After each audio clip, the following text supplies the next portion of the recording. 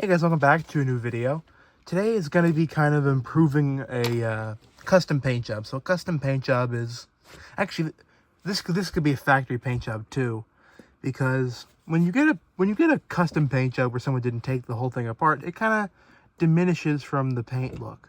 Now, this one is a little bit different because the Sino had white walls, but you still see how that's not black, so it does kind of subtract from the paint. So you can see here, it's not a bad paint job. You can see how it's pretty good quality. There's no runs, but there is some chipping in places, and I don't like that. So I kind of want to work on that. So this is just kind of going to be a video about me taking apart an engine and trying to make it look better. So how I work is in stages. So the first thing I'm going to work on is I'm going to take the engine apart. So for those of you who don't know, a brass engine is 3 screws to take the boiler off. So that's what I'm going to do. So you got 2 back here. Now PFM, actually, this is a Pacific Fastmail Sino K3. And there you go. Now you can see that. Let's see. The front of theirs are blind, so it's really nice. You can just kind of aim it up. You don't have to get the screw started. So it really makes the whole process a lot easier. This is actually a very nice model. This is one of the later ones. This is a all full backhead, full can motor, one of the versions. So runs really good and just really well built. I'm going to take that off to make it easier. There we go. Okay. So then you got this. Now, this is going to be in multiple parts because I'm not doing this all in one sitting. First off, because it's quicker than a paint job, but it's also not lickety split. So, it takes some time. So, I'm just taking it apart and I'm going to do the first steps of up here. So, there you go. So, you want it in 3 parts. You want the superstructure. I'm just going to wipe off my gross sweatiness. So you want 3 parts because you can leave the boiler on, but it just makes it more work. So it's easier to take it off. Now, where did I put my black? There you go. Now now this is Floquil. So I'm using, basically you can use, I recommend True Color paint for this. You can use Tamiya, but True Color and Floquil have a better flat finish, so they just stick better to unprined metal surfaces, in my opinion. So yeah, you can see got a nice Sagami can motor in there. So first thing is, where did I put that front truck? It's just gonna be hiding under. So you can see, I mean, this stuff looks nice. It doesn't look bad, but it's just, I'm not a huge fan, and if I'm going to go through the effort of trying to make an engine look nice, I kind of just want the whole thing to look nice. So we'll start here. Now, again, this is not a paint job. This is just kind of a enhancement. For a full paint job, I take it down all the way. Like, this all comes apart. So, we'll see. You can just kind of see. I do brushes because, first off, it's quiet. It's late, and I can't make a lot of noise. So, and also, for things like this, having an airbrush, because it's such a small area, and we're going to go back and weather over it anyway, you don't have to make it look all pretty. So you can see.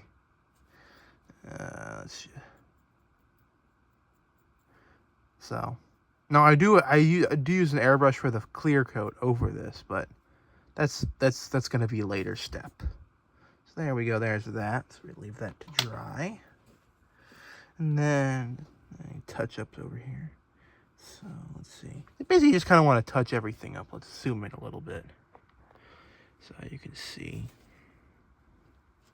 You can see a little bit of touch up there. Now, you may be noticing that there's it's a different glossiness, but once you do 1 or 2 layers of clear coat, like I'm gonna be doing, you don't notice it. So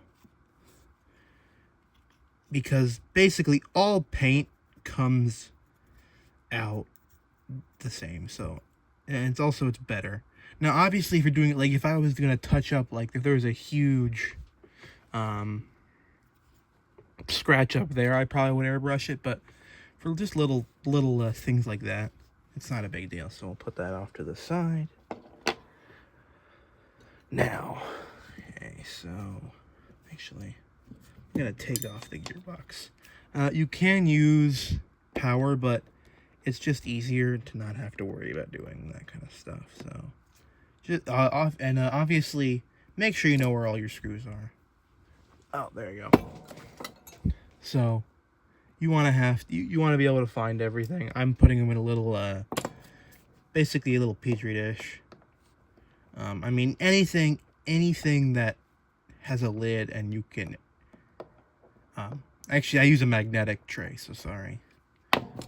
Which is actually pretty pointless because brass is not magnetic, so pretty useless, but that's just what I do. So we'll take all this off.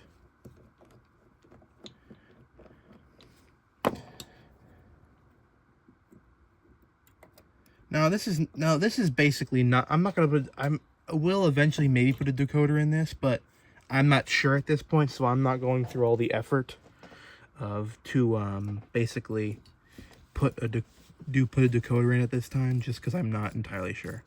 So you can see that's a really good mechanism. So now we're gonna need to paint the brush with a little bit more paint because we want to cover them big surfaces. So let's see.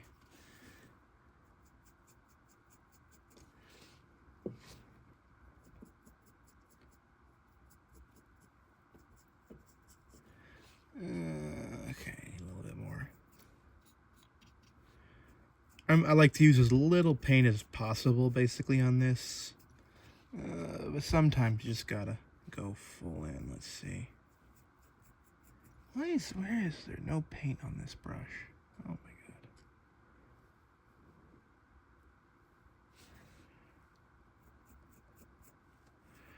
But I mean, you can already kind of see. Actually, it's kind of hard for you guys to see, but it already looks so much better. Just even that little work. Now, again, the reason I'm doing this all pretty basic is just because not everyone has access to an airbrush, and it was a little bit too much there, but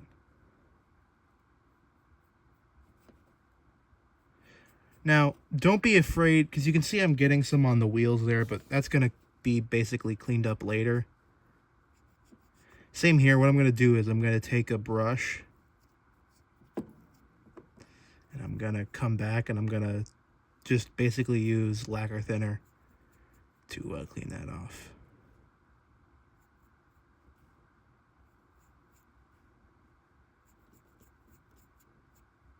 So again, don't worry too much about getting too much bleeding on the wheels. You just use a Q-tip or some. Never sand your tires. That's something I want to just say. Let's try to avoid doing anything on there. Let's see.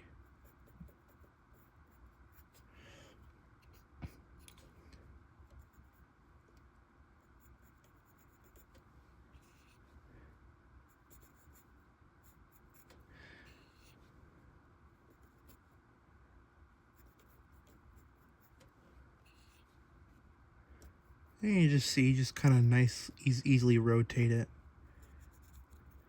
The front is not as important because you can see how you basically can't see the inside of the driver up there. Let's see.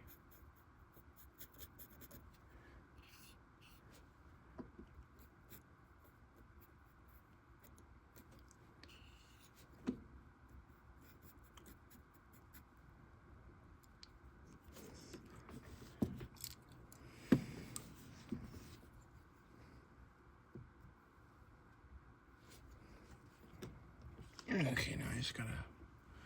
So there you can see, basically, example of what it'll look like. So you can see there's a little bit of, it's not the smoothest finish, but this is going to be weathered over. And I may actually try to brush I may do the white driver tires on this. So the C&O had white driver tires, which looked really good. But I don't know if I'm going to do that, because that's pretty difficult. Not that I can't do it, I just don't know if I can do it quickly and efficiently, because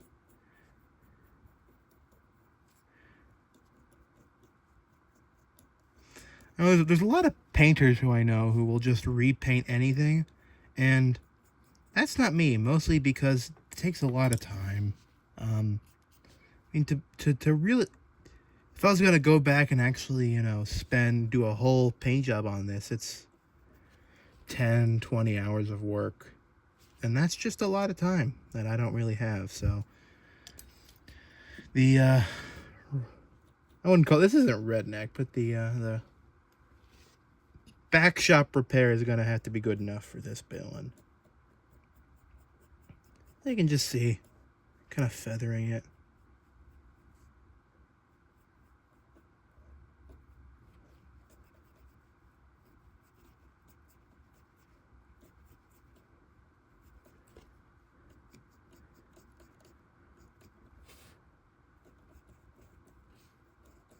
And again, we're gonna go over and clean up all of the I guess you could say the mistakes. We'll just go and clean all of those up.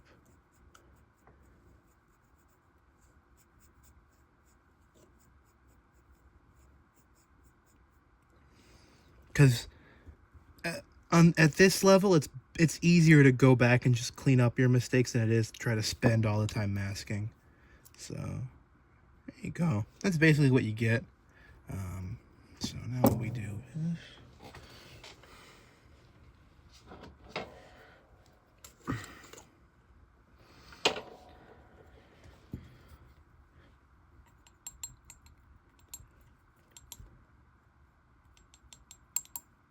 there you go. This is a lacquer thinner, so basically I use that on anything because that'll basically clean up anything. So then what we do is we take this. So this needs to be cleaned a little bit too. So we just clean that up.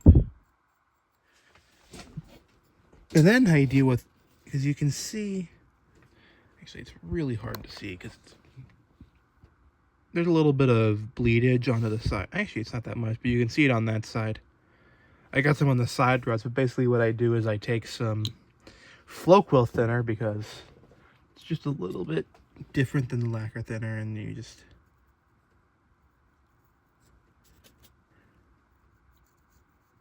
go in there and clean that up. You can go, maybe able to see, but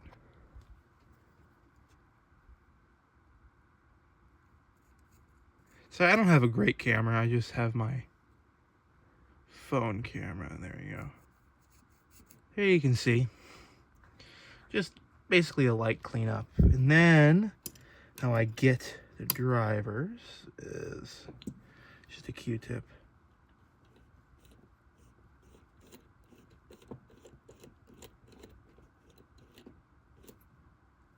Oh.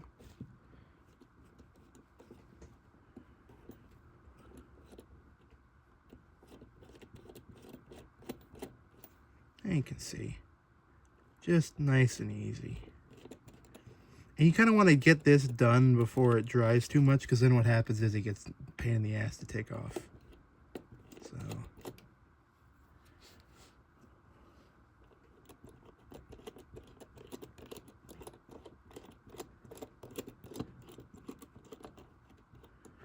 I mean, literally, even just this will make your paint job, will just make the engine look not 1,000 times, but a lot better.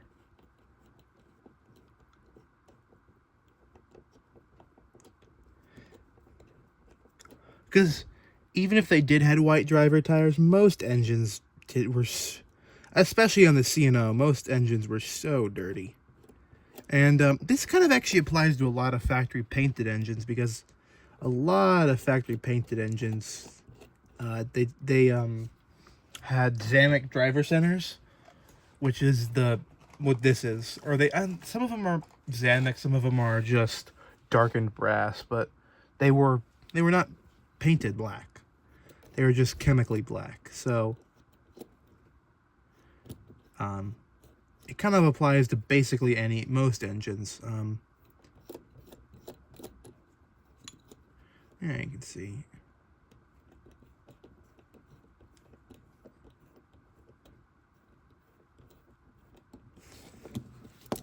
So there we go. I mean, easy. That took me 15 minutes. So yeah. So that's we're gonna set that aside now. Let that all dry. Oh god, I have nowhere to put stuff up here. Okie dokie. So let's see. Do we need to do any touch up on the locomotive here?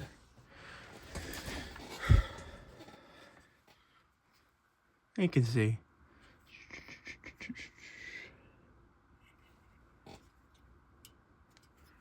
Let's see if we can get under here and maybe move this. This is the cab. Let's see if we can move the cab a little more forward. There we go. So I'm just doing some stuff off screen. You're off camera.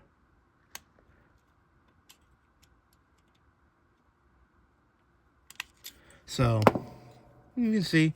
One thing that's nice is this thing already has MV lenses. So the MV lenses are just the light lenses, which you'd be surprised how expensive they are now. I mean, they're $5 or $6 a lens, and I'm not that is not a exaggeration. So, okay, we gotta get that little spot.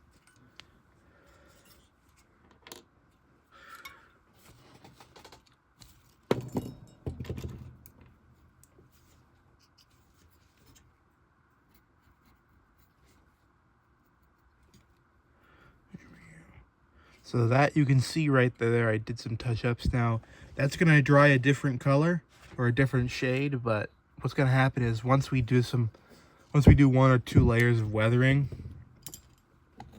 it's gonna make it look a lot nicer. Oh, come on.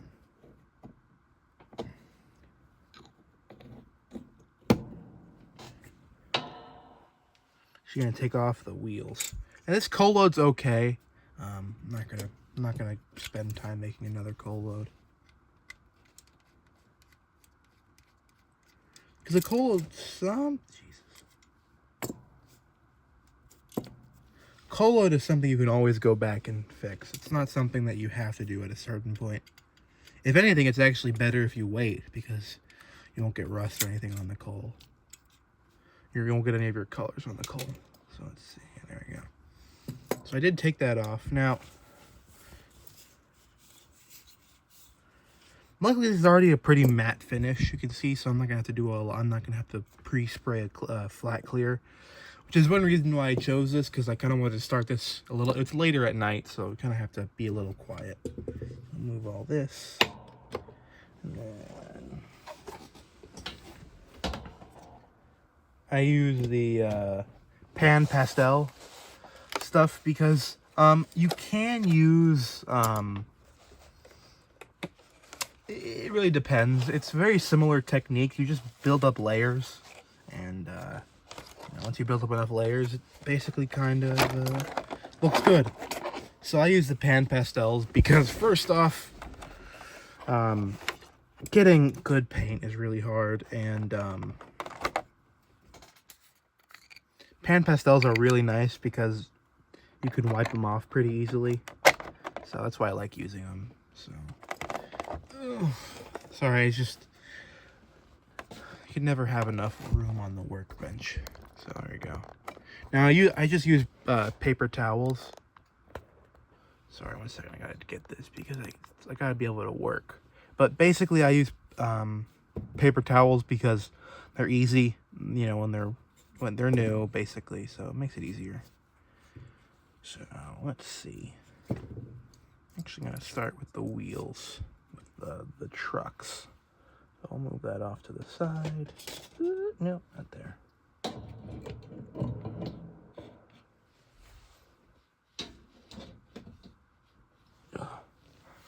And that's back here, isn't that? Yeah. No, so it's right. Oh God, I'm stupid. Sorry, I'm just narrating in live time. So, I mean, basically, it's just, you know, it's not rocket science.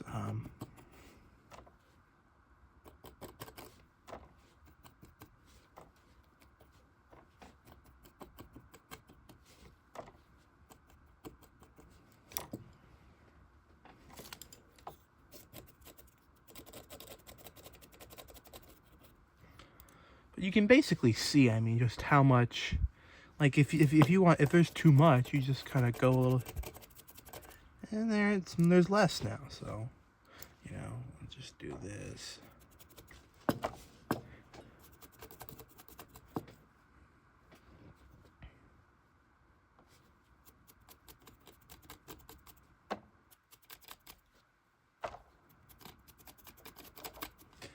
There you go. I mean, it's basically what I do. Not a professional, not someone who's going to take 25 minutes, not going to spend 30 minutes on a truck. The whole point of this is to make something look good quickly.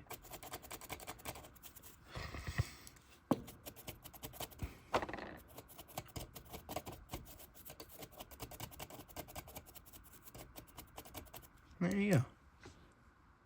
And it's basically that quick. So just kind of zoom out a little bit so you don't have to see my hands as much. But you know, just kind of going in. Do you want some rust there? I want some dust buildup, or I want some dirt and some mud, clay. That's literally just what I do. So.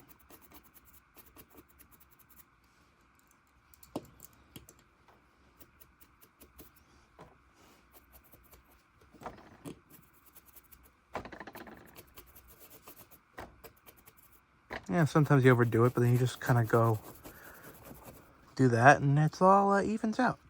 So that's why I do it this way, because it's just so easy. You can already see that black paint's already dry. That's why black paint is the best, because black paint dries just so nice and quick.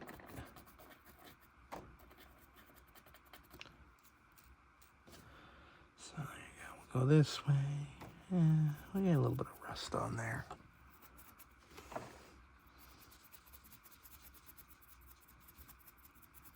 Obviously, you want to try to avoid brush marks on like the wheels, because when they spin, you don't want to see just a whole bunch of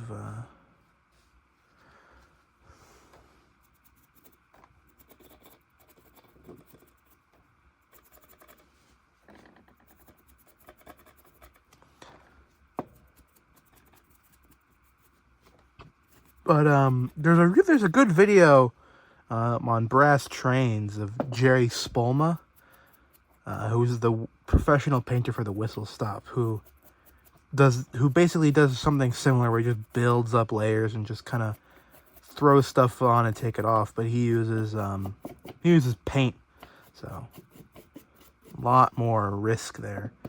But one thing that's nice about brass is you can just kind of.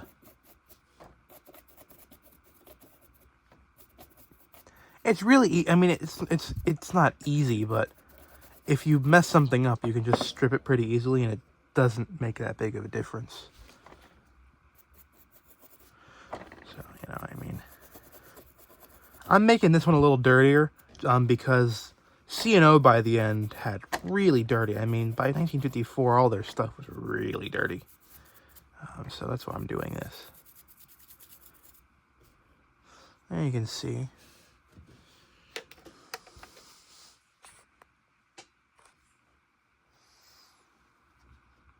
So, it really is not that difficult. We'll go into the tender. Now, you want to be a little bit more careful on the tender. I actually have this, which is a beaten up brush, which I actually use for water streaking. So, you know, you kind of have some water streaking down there. And you just come in with this.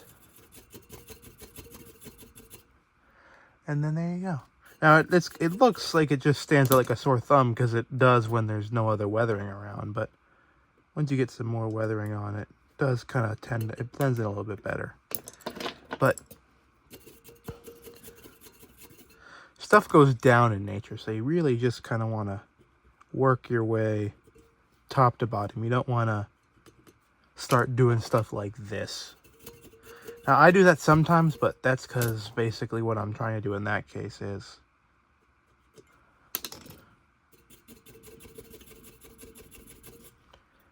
basically just kind of feather things in. So you don't want to put stuff on back and forth, but you do. But if you're kind of just working stuff in, you can do it that. But I just try to avoid doing it that way. So now you just kind of work your way left, right, up, left to right, kind of up and down.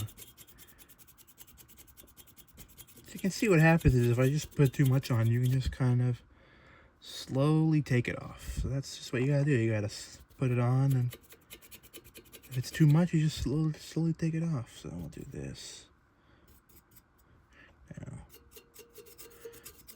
that's a little bit too much.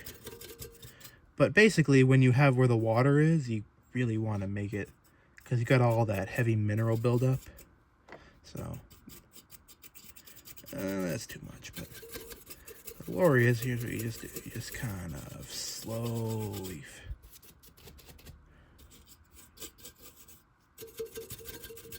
There you go.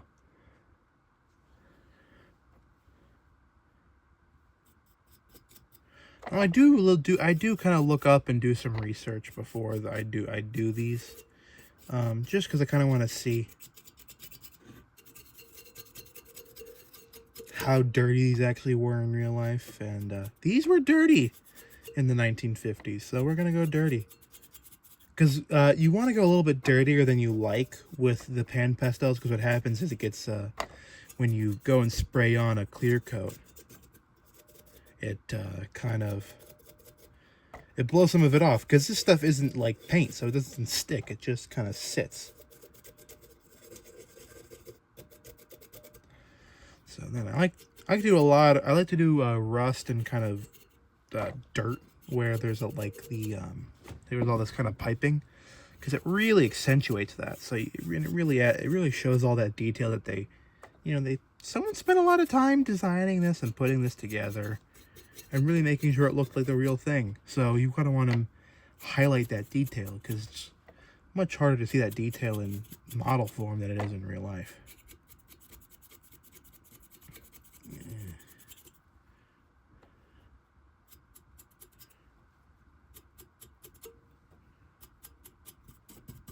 So, you know, it like seems like that. There's usually a little more rust.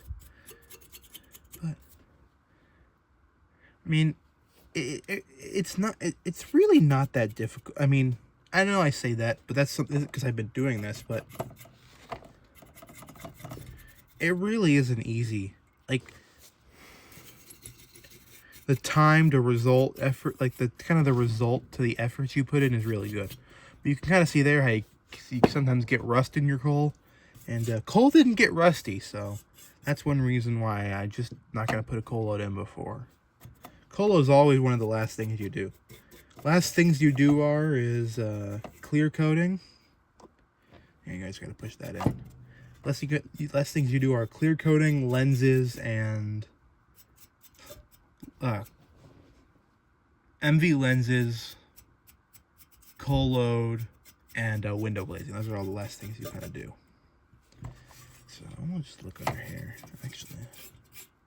So I'm gonna try to do this. On the underside, it's not a big deal. You just kind of want to make it look kind of cohesive. So, are you gonna see this? No, but looking up to it or something, it's that little easy touch, because you can see here I'm just kind of going at it. I'm not not really being careful and just being like, oh God, I'm gonna ruin it.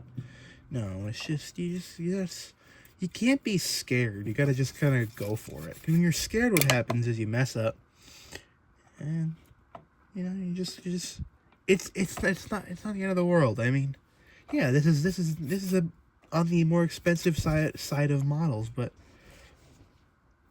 it's just you gotta just work it. So that's what I do. There you can see. Sometimes kind of go to get to work on the other side. And you don't want to make it the same on either side. You want to do a little bit of difference. So if you look over here, how I added that little water coming down from this section. I'm going to get rid of this. That little water coming down from that fitting. Well, there's no fitting on this side, so I'm not going to do it there. So I might do a fitting right here because there's a little bit of a water fitting right there, so it may look good. It's basically about intuition because, you see a fitting right there, and yeah, it probably could have had water coming off of it. So, because, all these steam engines were steam powered, and there's a lot of hard minerals in that water that they use.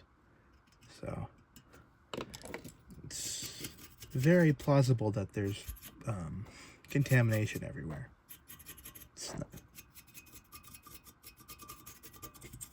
That's why I did that huge plume right near the all that rust and all that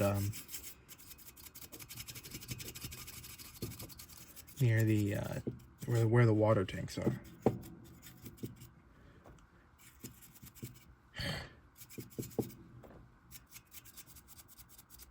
You can just see.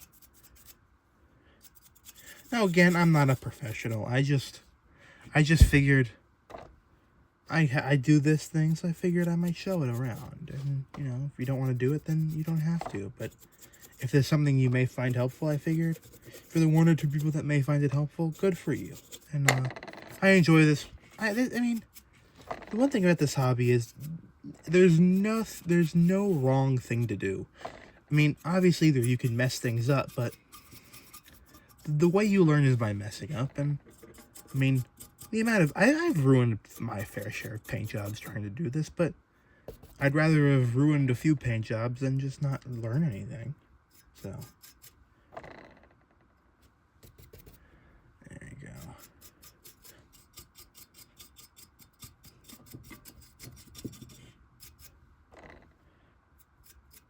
Ooh, I don't like that. That's too much.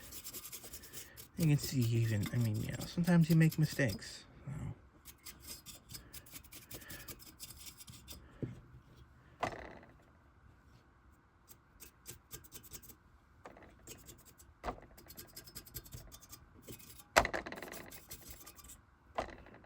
Again, that's what's nice about this is it's relaxing, and I mean, even if I mess it up, it still ends up okay. So not the end of the world if you mess up again. So and this is a bit harder to do than something like just a regular flat tender, but it's not really that hard. So I'm gonna do some there.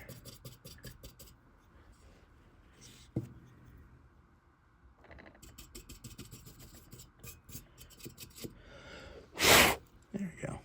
Okay, so now what do we want to do? And on the top, you can go this way because basically you just want to follow the wind.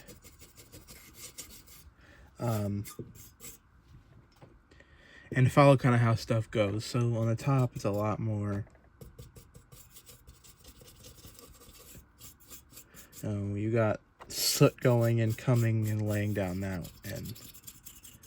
But you still don't want to do too much side to side because it does not turn out as well. So I'll do that.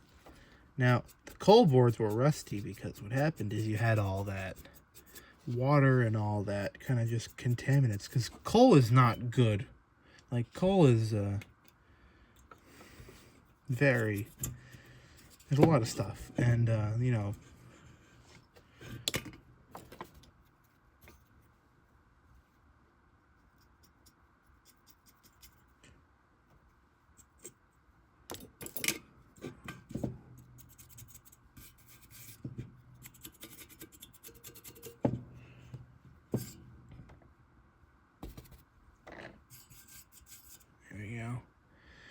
So you really want to be careful. So right, you can see I've been trying to basically hold it by like the coal load, and then basically either that or just kind of set it down. So we're gonna try to get it a little bit like this. So I can see. Let's see. So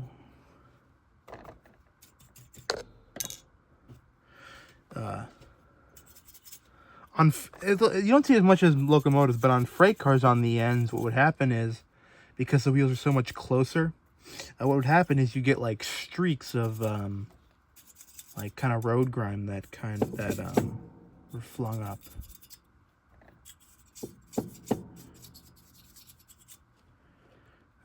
Let's see what I want to do.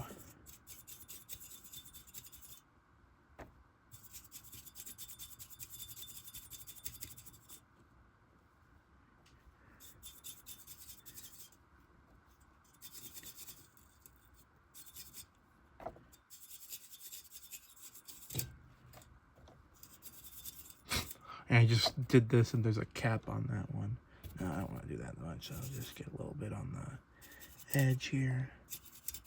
There we go. There's a little bit there.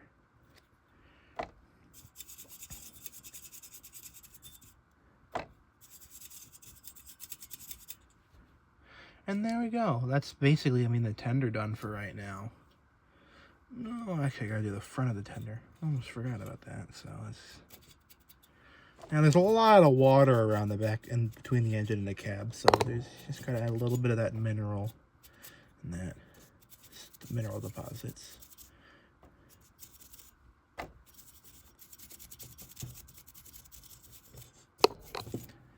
Sorry if my thing keeps hitting the camera, so let's see.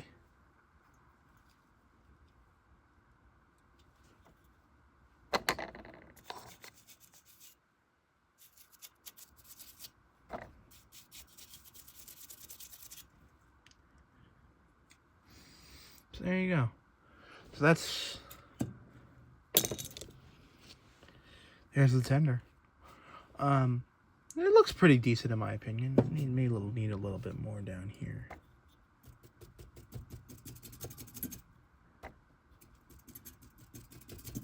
This is basically dry brushing. Is what the technique is similar to. Yeah.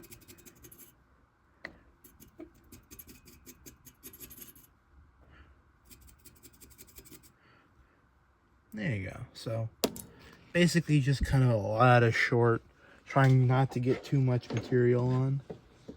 So I'm actually not going to do white walls and stuff on this one just because it's redundant.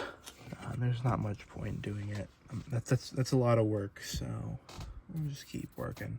This is going to be a long video, so just letting you know.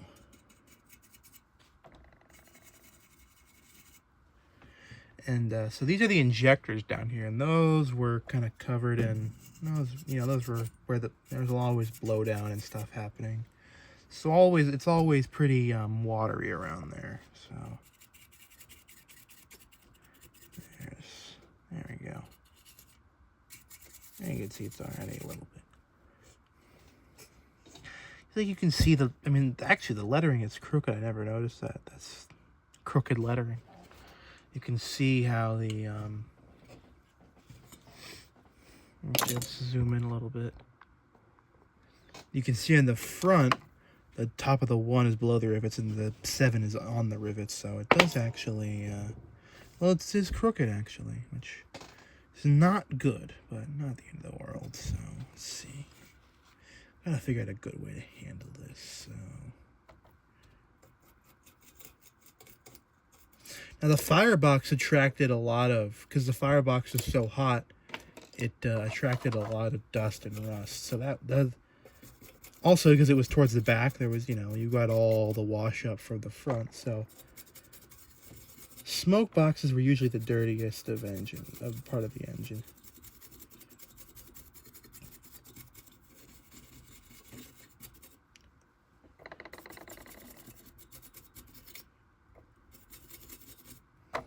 I did a little bit too much, but when you can use just black, there you go. The black kind of hides it.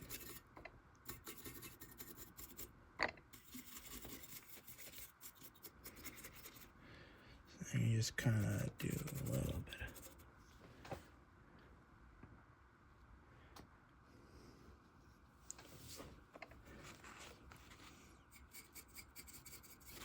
But you know, water flows down, and water is what really makes a lot of the weathering.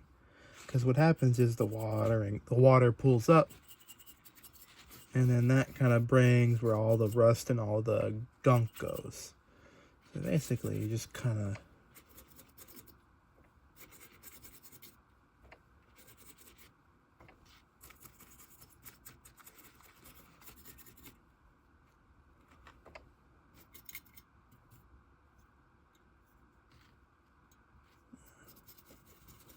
so it's just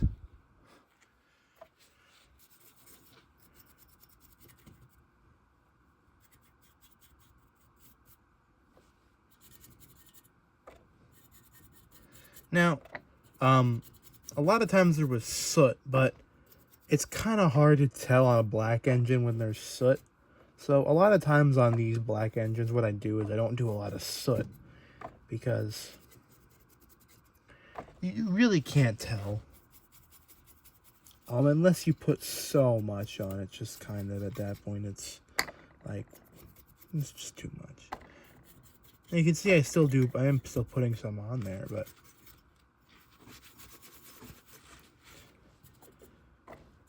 you really want to highlight those details because that's where the water pooled, so you know.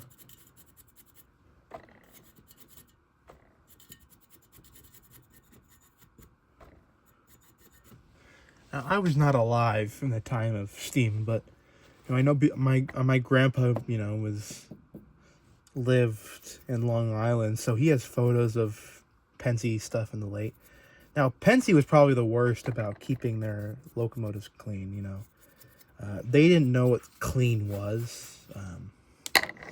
Clean for a Pennsylvania engine was, you know, not clean to most other railroads. So, but I mean, you can kind of see how there's only so much you can do when it's a black engine. Like, you can't, like, especially when it's this kind of color, because most of the time you can see actually this paint job is incorrect. So when you see something like this, you see this big, or you see the big gap, and there's kind of a little bit of difference in texture. This should be graphite. This should be graphite or exposed steel, whichever you want to call it. It is not black. So this paint job is incorrect, and then also the firebox should be graphite too. So that's one reason why I did this, because I have one up there that I have another one of these identical, it's just a different number, that is painted correctly, and it was professional paint job. So, you know, I know that this is not as nice as that one, but it's still good, and these are great models. I bought this one because it was a good price, and I mean, having two of them is better than having one, and it's too good to say no, the price, so I bought it. There you go. Now time for some streaking. So you want some of this.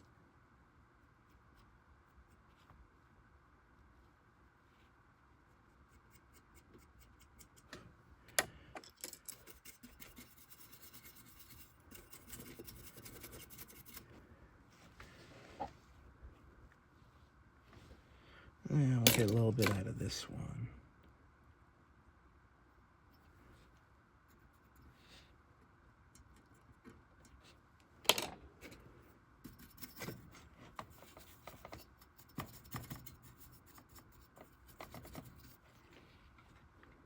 So you can see when you add little things like that, it just kind of takes it to the next level. So,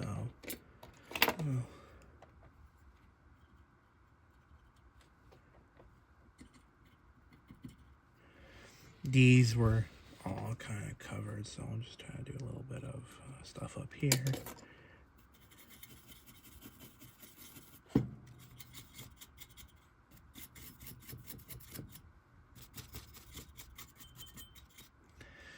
There you go.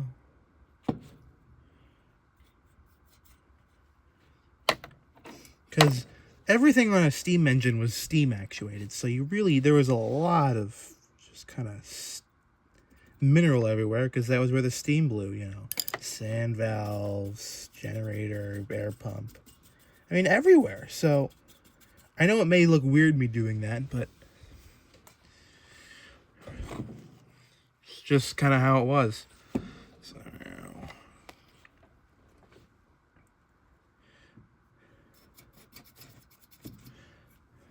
So let's see.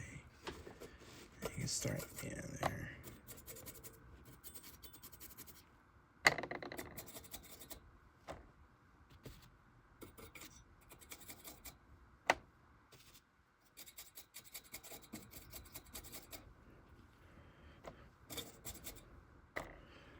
So just kind of slowly working. Now, I'm probably going to stop soon for the night, because it's probably pretty late. And I'll pick this up a little bit. I know that I made a video, oh God, maybe a year and a half earlier. I mean, 6, maybe 8, 10 months ago. I made a video called Painting a Brass Engine Part 1. And I know that a lot of people were like, where's that video? So what happened is, I was working on that video, and the files got corrupted. And then, thing is though, I'm not a channel then someone who paints. I'm someone who paints and then has a channel. So that's just kind of what happened. Is shit happened. Oh God, I can't say that, but at this point, I don't really care. I don't get paid enough to care. Sorry, I'm a little sick right now, so if you ever hear me, like, kind of making gross noises, that's why. Just kind of tired of being sick.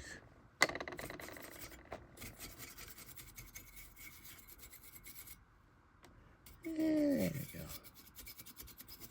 Now, I know this looks really dirty, but I have a clean one, so I don't want to have two of the same kind of style. I want to have a dirty one, and I want to have a clean one. So that's why I'm doing this. Because, like, I don't think some people... Like, I know someone was talking to me, like, about an engine I weathered, and he was like, oh, God, they were never that dirty. And I showed him a picture of what stuff in 1954. So, the C&O was done 54 with steam because they were doing stuff in Detroit, and they either switch over to diesel or they don't get GM as a customer. So they switched very quickly because, you know, GM was a multi-million-dollar company, for multi-million-dollar client for them. So that's what they did. Okay, now I gotta figure out a way to hold this. So I actually, this is my train workshop. This is not my workshop. That's just because I don't have enough room to, oh, fuck. Okay. And I figured out a better way to do this. So let's see. Let's see. Actually, we'll just hold it by the boiler, because the boiler on the bottom is not that big of a deal if I get my fingerprints on it, because it's gonna be hidden. So let's take a look at what we should do with the front. What I want to do with this. So.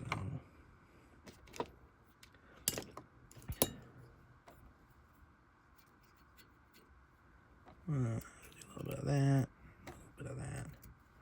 No, it doesn't work.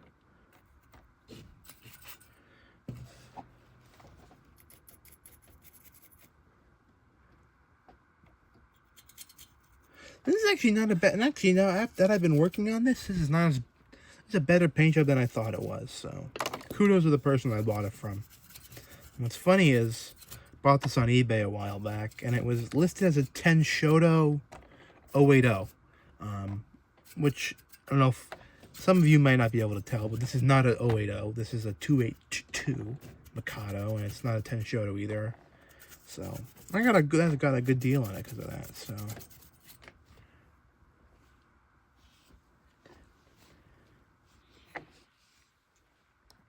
There you go. Let's see, what do we got here? It does not look too bad. I'm pretty chuffed with that myself. So that's it. That's where I'm gonna leave off for tonight. I hope you guys enjoyed. I gotta go clean my hands. But yeah, basically when I get back to this project, which will still be in this video, but I figured still be interesting, is I'm gonna start working on this. So that'll be the next project. Okay, so now we're gonna work on the engine itself, or the mechanism itself. So you can see this is all dry. I left last night, so we'll just kind of get started, and it's just basically the same principal idea.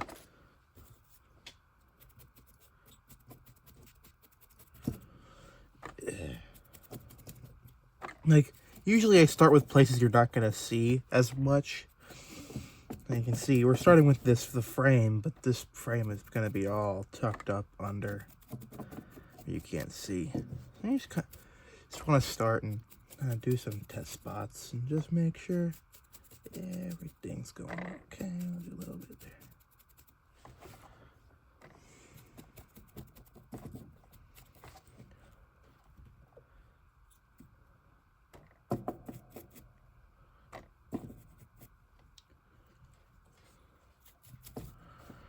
Okay, so now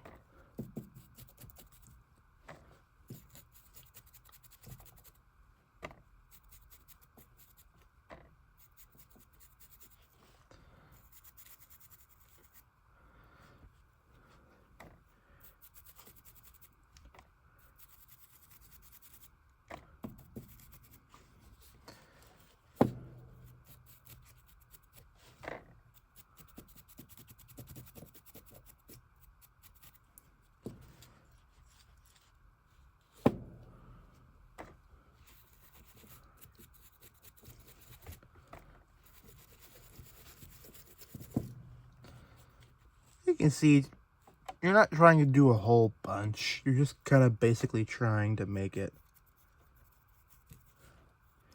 not clean. A little bit up here.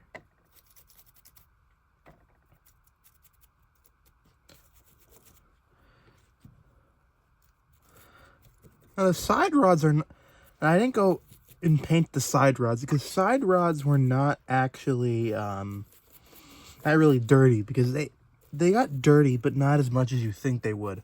Because what happened is you had to leave them so you could inspect, if there's cracks or anything, because there's hundreds of thousands of pounds of force moving through those, so you really don't want to have them all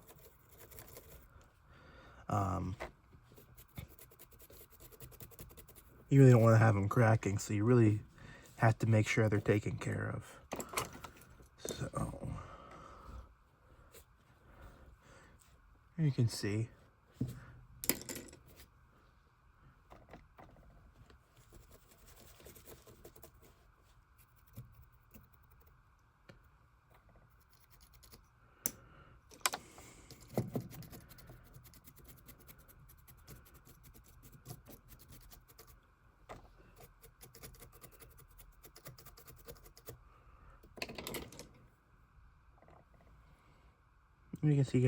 these are the cylinder.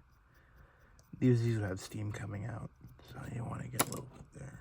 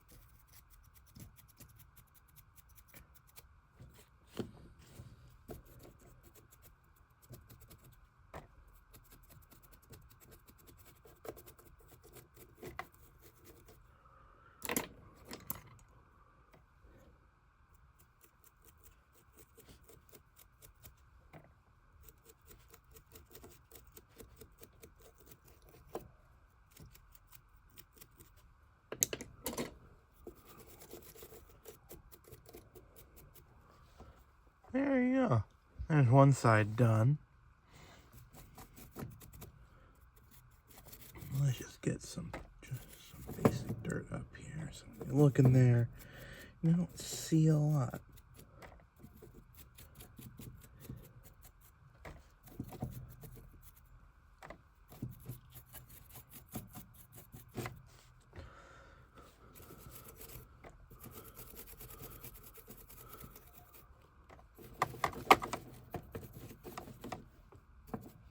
Let's see if we can get back there.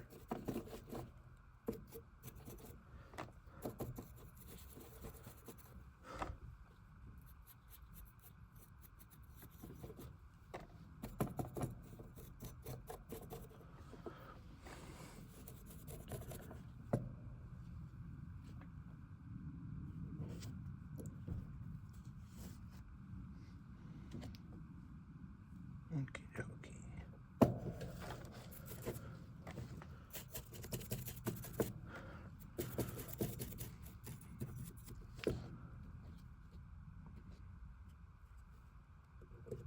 Yeah, that's a good way to pick this up. There we go. Let's do this. Oh. Sorry, my lighting in this room is not that great. Over here it's not good because I have a single bulb and then this, so it's kind of hard to get great lighting. So sorry about that, but it's kind of, there's only so much I can do about that.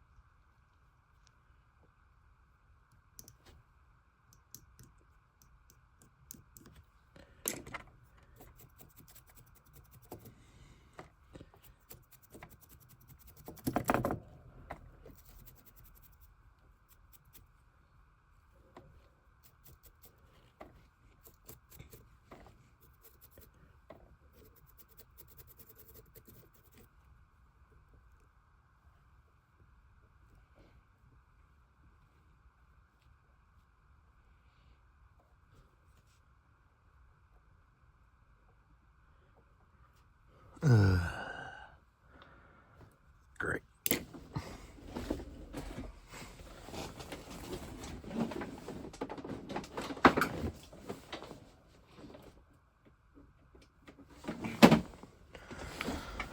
So what you just saw happen is something break off, which you can see that this little tiny piece that goes in between here and here broke off. You may not be able to see it, but that happens a lot, so.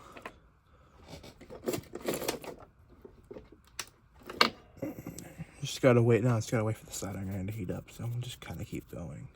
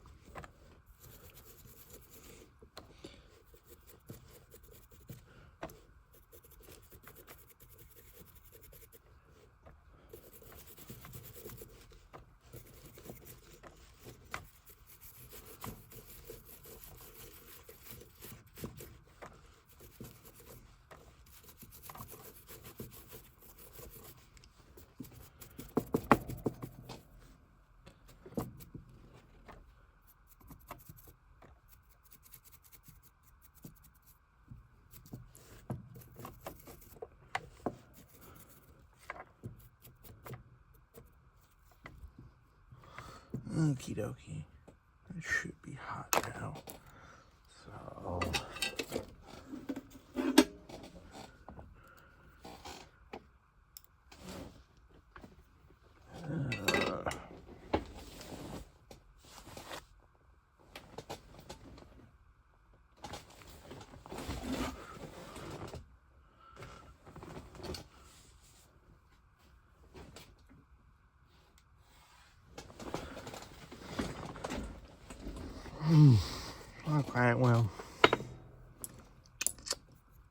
It's unfortunate that little piece got lost. So I'm just gonna.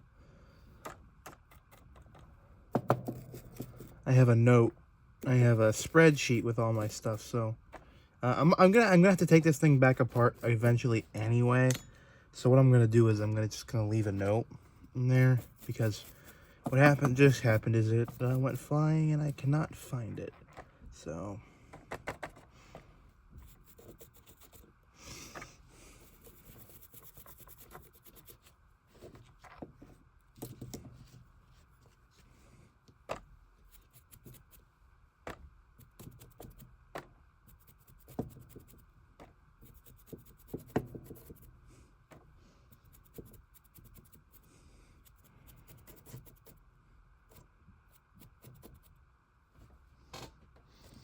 There we go. Now.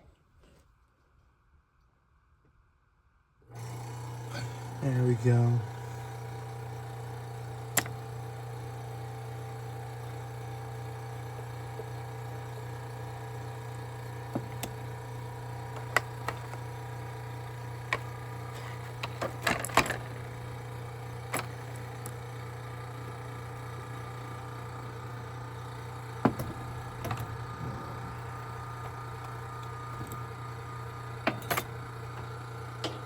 Okey-dokey.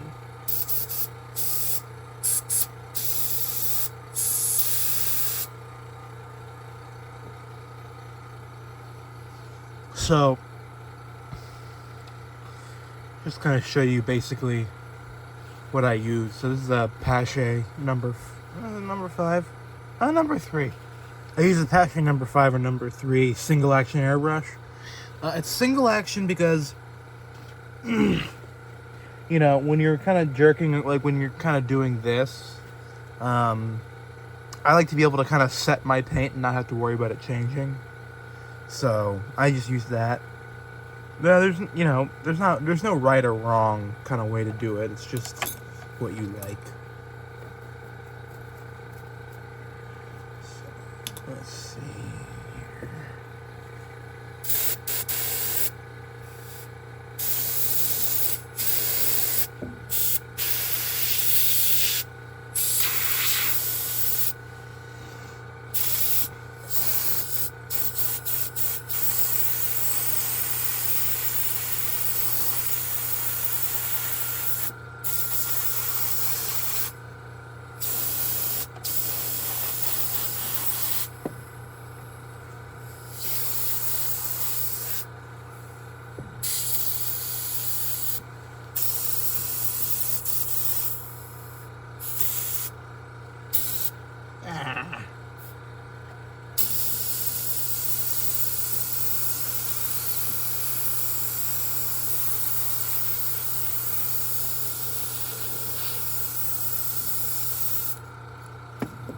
There we go.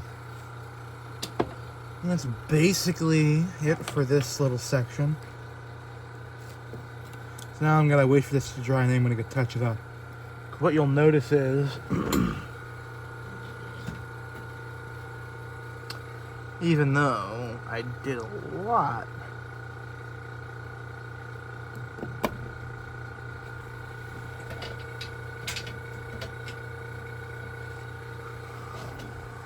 lot, on this, on the boiler, you can kind of see it. A lot of it goes away. A lot of the powder gets wiped off. So, you know, there's one or two where you have to go back over.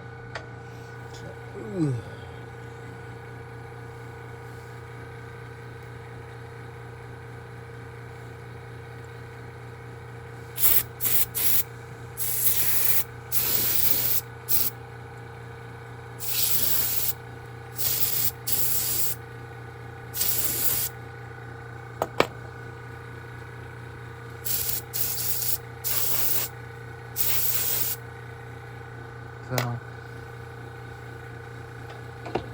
I've kind of gone over the methods already, so I'll just kind of, once I finish this up, I will share the finished product with you. Okay, so now I got it all back together. You can kind of see how much of the weathering kind of blew off, because you can see there's still some on there, but It's basically just toned down a lot, so you can see. You know, it looked like it was a lot when I was putting it on, but you can kind of see now how it's just kind of nice and subtle. The big difference is really painting those drivers. That made it look a lot better. Over here's another kind of one that I did. It's a Pennsy 280. So this is a pretty long video, but I hope you guys enjoyed, and I'll see you guys in the next one.